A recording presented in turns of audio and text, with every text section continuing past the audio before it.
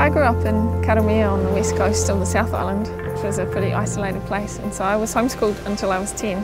So I spent a lot of my childhood running around in the estuary and up the river and out in the bush and building huts and horse riding and being really outdoorsy. And so I think that I always was a bit of a budding biologist. So my work at the Cawthron Institute is all around shellfish species. Shellfish are actually really cool. I did my PhD and my honours and things on fish and fish larvae, and then when I came to Cawthron I started working on shellfish.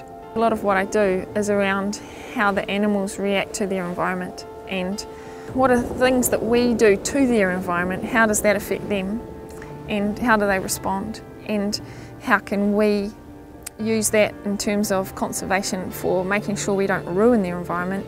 In the aquaculture situation, making sure that we can create a really good, beneficial environment where they're going to thrive.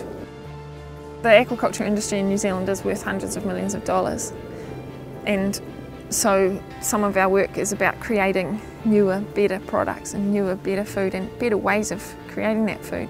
It's really nice to work on something that you really believe in. People may think that scientists are all geeky and nerdy, but I work with such a neat bunch of people, and they're all really interesting and they've all got really varied lives. They're really outdoorsy and sporty, and I think people would be surprised. Yeah, we're not just geeks that stay at home in our lab coats. I was lucky enough to win one of the L'Oréal International Fellowships for Young Women in the Life Sciences, which was an amazing opportunity. It allowed me to travel overseas and work on a research project in Catalonia with some of the leading researchers in Spain and that area, and it was just an amazing opportunity. So flat oysters are one of the species where there's a lot of interest in trying to increase aquaculture and farming because they've been globally threatened through over-harvest and disease and pollution, and so the stocks are really low all around the world. And if we can farm them, it will take a lot of pressure off the wild stocks, so we won't have to do so much wild harvest, and it will help us because we hope to be able to do selective breeding and get over some of the disease hurdles that have really knocked them back in the wild. It's quite a challenge when you think about it, that your job is trying to find the answers to big problems that are global issues.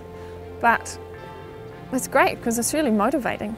I never imagined I'd be a scientist when I grew up, but I love it, and it was because I just found something that really fascinated me and really interested me, and it just got better and better, and now I can't imagine doing anything else. So I think if you find something that you love and you're passionate about, just go for it.